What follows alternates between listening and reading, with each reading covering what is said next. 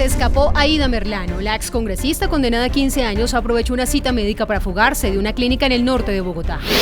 Se nos fugó Aída Merlano. Atentos en los puntos. Reconstruiremos lo ocurrido y les recordaremos quién es Merlano y por qué había sido condenada hace apenas 15 días. ¿Qué está pasando en Perú? El vecino país tiene dos presidentes. Uno es Martín Vizcarra, quien en las últimas horas decidió disolver el Congreso.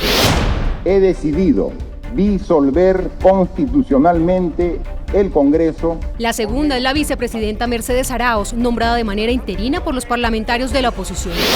Juráis por estos santos evangelios desempeñaros como presidenta en funciones. Sí, juro. Hablaremos con un periodista peruano sobre lo que está ocurriendo y cuáles son las posibles salidas a esta crisis. Se prenden las alarmas por los vapeadores y cigarrillos electrónicos en Colombia. Alistan un proyecto de ley para regular estos dispositivos por los riesgos a la salud que pueden generar. Hay una preocupación en la asociación posible en el largo plazo con distintos tipos de cáncer. El ministro de Salud nos explica en detalle esos riesgos. Y los colombianos no logramos un balance entre nuestro trabajo y la vida personal. Nuestro país ocupa la última casilla en el más reciente estudio de la OCDE sobre el tema. Un especialista nos explica cómo lograr ese balance. Esto es Sala de Prensa.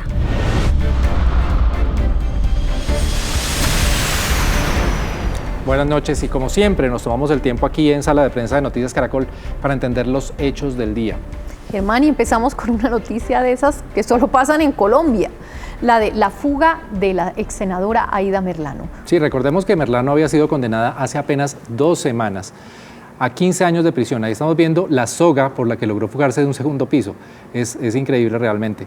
Fue condenada, les decíamos, por concierto para delinquir agravado, corrupción al sufragante en calidad de coautora y tenencia ilegal de armas. O sea, sorprendente porque además es una senadora de la República con una práctica que uno espera, digamos, de un delincuente, literalmente. Pero lo que encontró la Corte al condenar a Merlano es que ella había hecho maniobras ilegales para conseguir votos a su favor en las pasadas elecciones parlamentarias de 2018. Sí, pocas horas después de haber sido elegida en ese año, 2018, ella recibió 73.000 votos y entraron agentes de la SIJIN y el CTI a la sede de su campaña, en Barranquilla. Allí encontraron material que comprobaría un sistema bastante sofisticado de compra de votos en el departamento precisamente del Atlántico.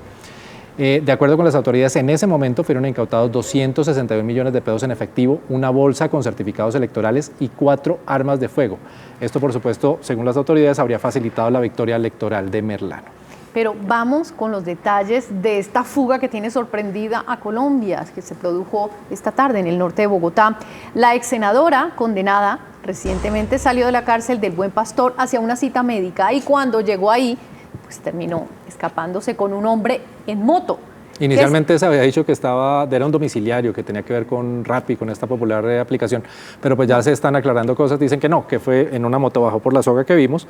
Incluso hay una versión que dice Margarita, y el IMPEC pues entregó a las 7 de la noche más detalles, en la emisión los vimos, pero que ella se cae, en medio de la fuga se cae de la soga y un guardia piensa que es una señora que se cayó en la calle, la auxilia y ella se va en la moto tranquilamente. Pues buena voluntad de aquel guardia, pero vamos a escuchar entonces el audio con el cual se confirmó la triste noticia.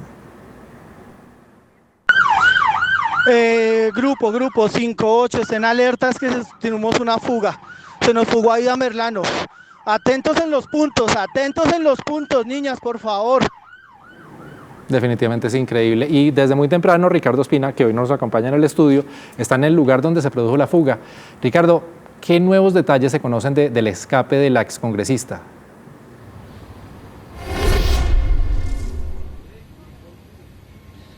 Hola Germán, buenas noches Margarita. Estamos en el Centro Médico La Sabana, exactamente en la calle 119 con carrera sexta en Bogotá. Por esa ventana que ustedes están viendo allá al fondo, se escapó la ex senadora Aída Merlano, como ustedes lo están contando de una forma increíble, realmente una fuga de película, pocas veces vista en la historia, solamente ocurre un hecho como estos en Colombia. Se conocen varios detalles nuevos, Germán.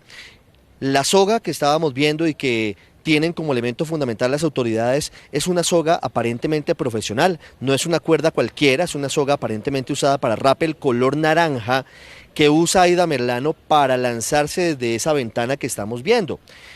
La caída es un elemento nuevo también, claro que sí, pero además de eso sí hay una persona en una moto, aparentemente una moto de enduro, una moto grande, esperándola. Luego se fuga por esta calle, por la 119, cruza el semáforo con la carrera séptima, baja hasta la carrera novena según testigos y se dirige después hacia el norte de Bogotá. Un dato también muy importante, pasaron 5 minutos según los testigos entre la fuga de Aida Merlano y cuando el IMPEC se da cuenta y sale por las ventanas por donde se produce este escape.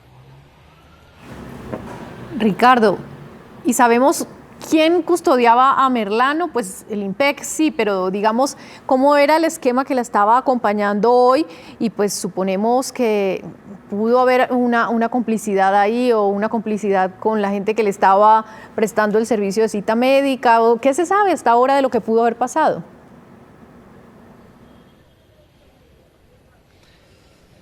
Pues mire, Margarita, se saben varias cosas, que estaba en una cita odontológica la ex senadora Aida Merlano, que aparentemente no estaba acompañada por el Cuerpo de Fuerzas Especiales del IMPEC, que es el cuerpo que viene armado con fusiles y viene en vehículos blindados.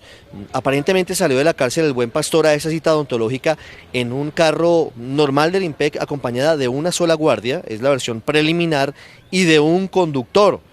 Todo eso habría facilitado la fuga de la ex senadora. Realmente no hay explicaciones todavía de por qué, siendo una persona condenada a 15 años de prisión por delitos graves, estando en la cárcel, sale aparentemente con ese esquema tan débil y viene aquí y pues por supuesto que se le facilita la fuga, el escape.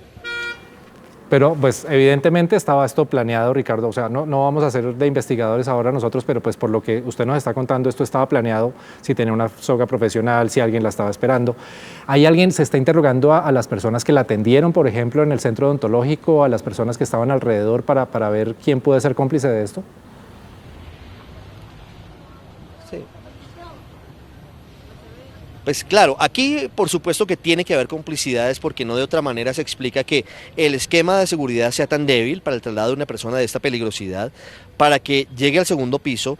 Al parecer la integrante de la Guardia del IMPEC no entró al consultorio, entra sola Aida Merlano y por eso luego facilita su fuga y su escape. Al final se cae, tiene una caída y se fuga. No sabemos si está herida o lesionada porque la altura siempre es bastante alta, son más de 3,5 metros, casi 4 metros.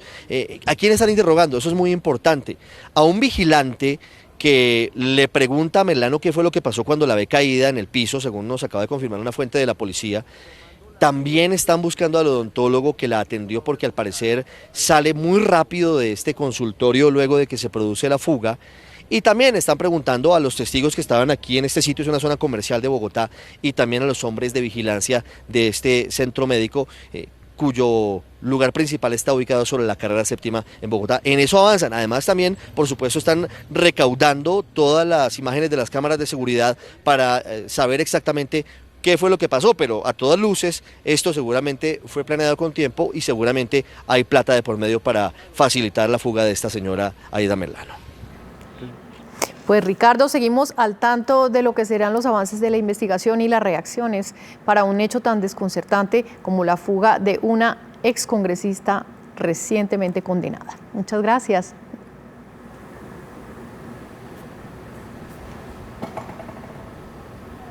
Gracias a ustedes. Y mañana lo esperamos aquí en el SEDA, Ricardo, que hoy nos entregó una información muy completa desde el sitio de la fuga de la congresista. Y pues bueno, queda, o sea, aparte de lo que ya había hecho, condenada por comprar votos, por el encuentro de armas, por el dinero en efectivo y por montar todo este sistema, pues bueno, demuestra otra vez pues como que es absurdo y la complicidad ahora para fugarse, todo lo que está alrededor de este caso, pues que deja aún mucho más mal para la congresista o a la excongresista Aida Merlano. Sí, un desconocimiento pleno de la justicia, de los mecanismos institucionales, de los recursos, de todo, de la legalidad. Bueno, hacemos una pausa, ya seguimos con más temas. Cuando regresemos hablaremos de la crisis que enfrenta Perú, que hoy tiene 2 presidentes.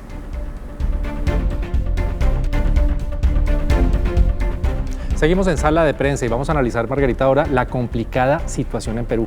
Todo un limbo, Germán, un limbo institucional. Y veamos imágenes de las protestas que se han presentado en las últimas horas en los alrededores del Congreso peruano, que hoy estuvo y permanece custodiado por la fuerza pública tras la decisión del presidente Martín Vizcarra de disolver el Parlamento. Así lo anunció el mandatario este lunes en la noche. He decidido disolver constitucionalmente el Congreso y llamar a elecciones de congresistas de la República. Este es un acto constitucional previsto en el artículo 134 de la Constitución. Como lo mencionó el jurista Marcial Rubio, la disolución de un Congreso tiene como función lograr una nueva elección parlamentaria y que sea finalmente el pueblo quien defina a quién le da la razón. Los congresistas de la oposición, sin embargo, que son la mayoría y son fujimoristas, desconocen esa decisión del presidente Vizcarra y respondieron nombrando una presidenta encargada, Mercedes Araoz, quien era la vicepresidenta. Es decir, en este momento Perú tiene 2 presidentes, Margarita. Así es. Vizcarra había anunciado la disolución del Congreso porque básicamente le negaron un voto de confianza que él había solicitado para reformar el mecanismo de elección de los magistrados del Tribunal Constitucional. Él estaba tratando de evitar que si el Congreso, controlado por el fujimorismo, hacía la designación de los magistrados, pues la máxima corte iba a quedar en manos del fujimorismo. Pero además Vizcarra tiene el respaldo de los militares y de la mayoría de ciudadanos que salieron a marchar, como lo vimos, además este lunes también en varias ciudades. ¿Y qué pasó con la OEA, Margarita? ¿Qué ha dicho la OEA frente a la situación de Perú? Pues ahí veíamos el momento en que era juramentada la vicepresidenta Mercedes Araoz, y lo cual generó, por supuesto, no solo sorpresa esta respuesta, sino también una especie de caos, ¿no? Porque entonces no sabemos quién manda en Perú y quién actuó ilegítimamente, si Vizcarra al disolver el Congreso o el Congreso al designar a Araoz. La OEA, por lo tanto, en las últimas horas emitió un comunicado en el que recuerda que es su deber vigilar que en los países miembros haya democracia, y por eso considera que el Tribunal Constitucional del Perú debe pronunciarse respecto a la legalidad y a la legitimidad de las decisiones institucionales adoptadas, así como sobre las diferencias que pudieran existir en la interpretación de la Constitución. Bueno, y vamos a ver qué dice ese tribunal, pero vamos a hacer contacto de una vez, Margarita, en Lima con nuestro compañero Juan Carlos Portilla. Él es del canal Aliado Latina. Juan Carlos, que un presidente disuelva el Congreso normalmente despertaría el rechazo porque se entiende como un ataque directo a la democracia, pero en Perú esa decisión parece tener un gran respaldo popular por lo que hemos visto en las manifestaciones. ¿Por qué está ocurriendo eso? ¿Cómo está, Margarita, Germán? Buenas tardes. Bueno, podríamos resumirlo en una sola palabra de repente. La palabra es Odebrecht, el escándalo de corrupción que salpicó a todos los partidos políticos aquí en nuestro país y que afectó directamente al Congreso, dado que el partido mayoritario, el que tiene la mayoría en el Parlamento, que es el partido fujimorista, se acusó a su lideresa de haber recibido hasta $1.200.000 para su campaña presidencial. Ningún partido escapa de la, posibilidad de haber recibido dinero de Odebrecht. Con las confesiones de Jorge Barat han sido bastante elocuentes en ese sentido, dando nombres, dando montos, así que la gran mayoría de la población tiene un enorme rechazo a la clase política y lo grafica en este rechazo al Congreso, por lo que la gran mayoría ha apoyado la disolución del Parlamento. Juan Carlos, en este momento Perú tiene virtualmente 2 presidentes, pero ¿eso qué implica? Sí, bueno, digamos que el poder real lo tiene el presidente de la República, Martín Vizcarra, el presidente constitucional, él se amparó en el artículo 134, que habla de 2 confianzas negadas. Una, ha dicho de manera fáctica, es decir, porque se había presentado este recurso al Congreso, no se llegó a votar, se votó de manera apresurada en la tarde, luego de la presentación se le concedió, pero ya el presidente consideró que se le había negado en los hechos la confianza, y la vicepresidenta en ese momento fue llamada por el Congreso ha desconocido la disolución y ha apostado por Mercedes Araoz la ha nombrado presidenta. Se cuestiona si es que el Congreso tiene esta posibilidad, tiene este poder, en fin, pero esa es la realidad que en este momento, pero digamos el poder real lo tiene el mandatario Martín Vizcarra. Juan Carlos, ¿hay antecedentes de esto que está ocurriendo ahora en Perú para que nuestra audiencia entienda? ¿En Perú había ocurrido algo similar antes? Bueno, el último precedente de un cierre del Congreso fue el año 1992 de Alberto Fujimori, pero ese sí fue un golpe de Estado en toda línea, ¿no? Con fuerzas militares en los medios de comunicación, con intervención del Poder Judicial, la Fiscalía, con tanques, con soldados ingresando al Congreso de la República y evitando que los congresistas puedan entrar. Aquí esta disolución se da en un marco, digamos, con sus bemoles, con sus discusiones en un ámbito más o menos constitucional, con fuertes críticas al accionar del presidente Vizcarra, pero los congresistas pueden entrar al Congreso. La comisión permanente va a sesionar hasta enero del 2020, 26 de enero para ser más exactos, en que se ha convocado nuevas elecciones parlamentarias. Pero lo que vimos esta mañana, Juan Carlos, era que el Congreso estaba rodeado y varios congresistas que intentaron entrar no pudieron hacerlo. Eso se, digamos, normalizó ya en la tarde. ¿Y qué esperan que pueda ocurrir en las próximas horas? ¿Qué es lo que puede pasar? Sí, la policía lo que ha dicho es que se va a dejar ingresar a aquellos congresistas que pertenecen a la comisión permanente. Son 27 congresistas que de manera proporcional tienen un asiento en esta comisión permanente que va a reemplazar de alguna forma al Congreso. Algunos congresistas han podido ingresar en horas de la tarde, pero la orden policial es esa, que solo ingresan los congresistas que pertenecen a la comisión permanente. Hay incertidumbre sobre lo que podría ocurrir en las próximas horas. La vicepresidenta nombrada por el Congreso como presidenta aún no ha dicho más del discurso que dio en la noche. No se sabe las acciones que va a tomar, si es que nombrará un gabinete, no tiene un poder real, como repetimos, así que pareciera que los hechos se van inclinando a favor del Ejecutivo, es decir, el presidente Vizcarra, que impondrá, al parecer, su punto de vista en esta controversia constitucional y legal. Juan Carlos, ¿y ya hay una fecha para las elecciones parlamentarias? Porque eso también hace parte, digamos, de la disputa política en este momento.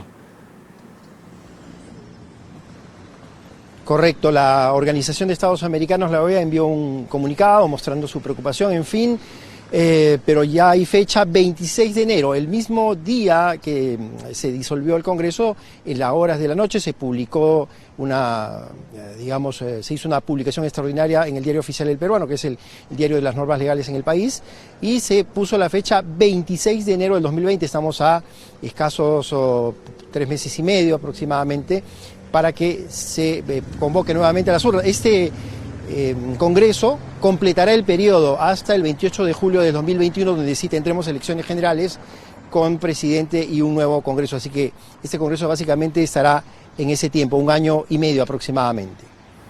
Juan Carlos, muchas gracias por la información, la actualización de esa crisis en Perú y que seguramente vamos a seguir muy atentos aquí, Margarita. Y sobre todo, ojalá que se mantengan las cosas en calma, porque hemos visto que a pesar de la zozobra y de ciertas manifestaciones callejeras, pues violencia no hay y enfrentamientos no hay. Ajá. Y vamos a ver otra de las noticias internacionales del día, Margarita, que proviene de China.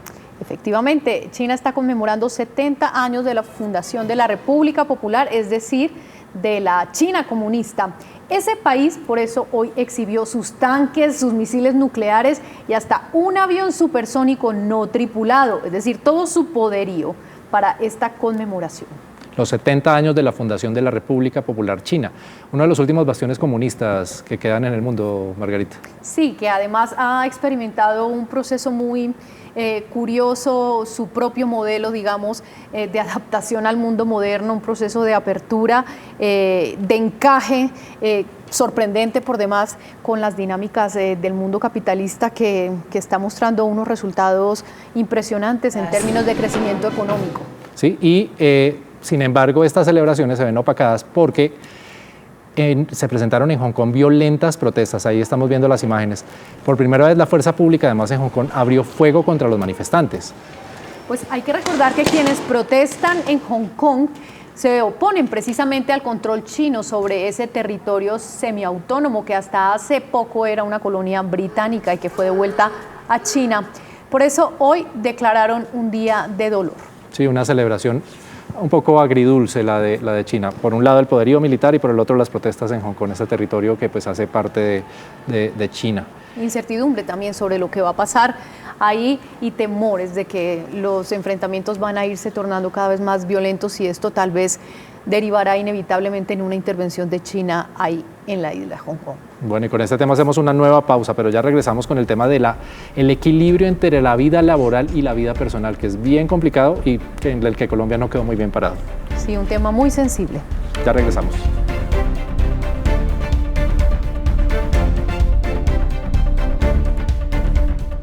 Seguimos en sala de prensa y ahora vamos con un tema también complicado. Fuera de lo que ya tuvimos hoy de las noticias duras del día, esto nos deja preocupados a muchos porque un informe publicado por la Organización para la Cooperación y el Desarrollo Económico, es decir, la OCDE, sobre el equilibrio que alcanzan los ciudadanos entre el trabajo y su vida personal, revela que Colombia tiene el peor promedio de los 20 países estudiados.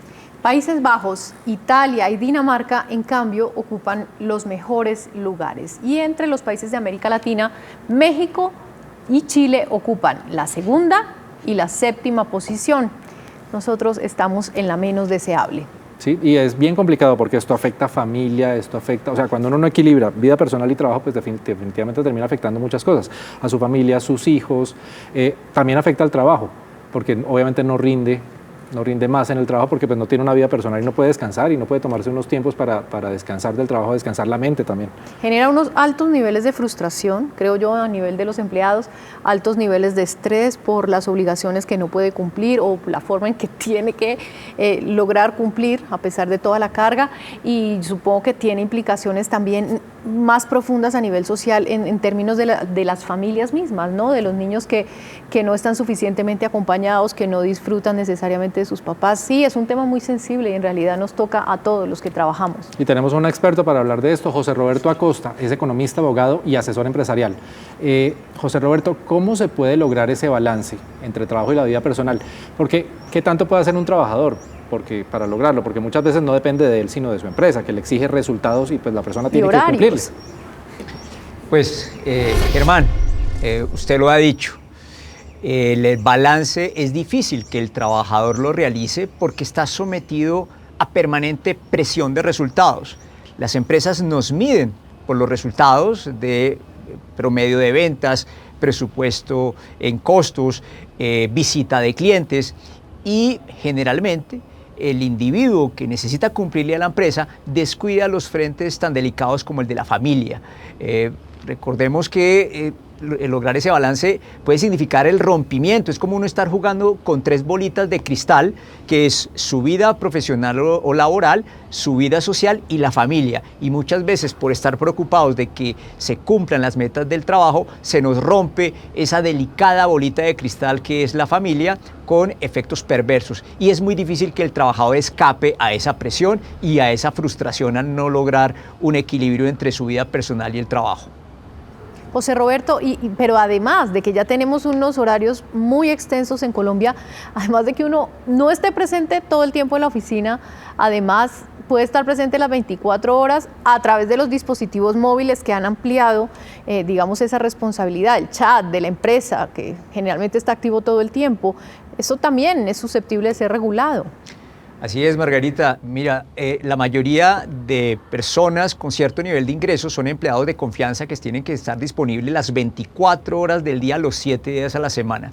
Y en estos aparatos, en el celular, pues realmente lo que tiene uno es un grillete, porque hoy día le calculan a usted dónde está a través del GPS, cuánto demora en una visita, por qué se demoró mucho, por qué no ha llegado a la oficina. Eso lo cruzan con sus resultados comerciales y si no es satisfactorio lo terminan echando. Así que la ayuda que ha sido la tecnología para poder volver más eficiente al trabajo, curiosamente también tiene un lado oscuro y es una especie de grillete que nos termina esclavizando permanentemente, descuidando temas personales tan importantes como el de la familia. Pareciera que muchas empresas eso no lo entienden y por eso, como lo mencionas, es importante que haya una reglamentación que limite el acceso a uno como empleado de confianza por parte de los jefes. José Roberto, entonces, ¿cómo hacerle entender a las empresas que lograr ese balance también los puede terminar beneficiando y dar mejores resultados? Seguramente un trabajador que tenga una mejor vida afuera, una vida personal de la oficina, puede ser más eficiente, ¿o no? Sin duda, Germán, y ese es el balance que tiene que lograr la empresa y el planeta entero. Mira, son 3 los factores productivos que se la juegan en el sistema capitalista: tierra, capital y trabajo. Tierra, pues tenemos el único planeta que no lo podemos hacer crecer y donde las disputas por las tierras han matado vidas en la historia. El capital, las tasas de interés, Germán, hoy están al 0 o negativas en los países en desarrollo. Así que lo único que queda por explotar, ya que la tierra tiene límites y el costo del capital o tasas de interés están 0, lo único que pareciera quedar por explotar es al trabajador. Ahí es donde las empresas tienen que poner un alto y no llevar al extremo de la casi locura laboral al empleado, porque termina sin el principal recurso con el que puede seguir adelante y mejorar competitividad. Eso a veces lo entienden los gerentes, pero los accionistas que esperan rendimientos no lo entienden, así que se vuelve una cadena difícil en donde el accionista presiona al gerente o presidente y el presidente presiona a sus trabajadores, en un círculo destructivo que, pues, como lo han mencionado ustedes, genera mucha frustración y destrucción familiar. Y a ver, hay muchas empresas, por ejemplo, en Europa que están por iniciativa propia experimentando unas fórmulas con muy buenos resultados, por cierto, de darle más tiempo libre a sus empleados, en fin, haciendo cambios que se retornan finalmente también en más productividad y no necesariamente en más costos. Pero le quería preguntar es por el papel del Estado, porque el Estado también puede entrar a regular ciertas cosas, más si este es un estudio que ha sido hecho por la OCDE. Colombia ahora es miembro de la OCDE y se supone que debe entrar a tratar de cumplir unos ciertos estándares de bienestar versus desarrollo económico. Pues es así, Margarita. Mira, en ese indicador de la OCDE, el número para Colombia es 0,9. De todos los países de la OCDE es el único que está por debajo de 1. ¿Qué significa eso? Que el trabajador colombiano piensa que invierte de su vida un pesito y solo saca del trabajo 90 centavos. ¿Qué pasa en Chile? El trabajador chileno invierte de su vida un peso y del trabajo saca 5 pesos para su vida. O un trabajador norteamericano, también perteneciente a la OCDE, que invierte un pesito de su vida para sacarle al trabajo 6. Si en Colombia el trabajador siente que mete un 100%, pero solo recibe para su vida personal el 90%, estamos muy mal. De ahí que alternativas como la de plantear un salario mínimo diferencial, donde en vez de nivelarse por lo alto, se termine nivelando por lo bajo, o remunerar el trabajo por horas, no es la alternativa para tratar de sacar de la frustración y de la carga tan pesada en materia laboral del trabajador colombiano. Ese es un camino equivocado. Yo creo que tienen los empresarios y el Estado que replantearse una salida donde volvamos a dignificar a los trabajadores, porque de lo contrario esto va a reventar.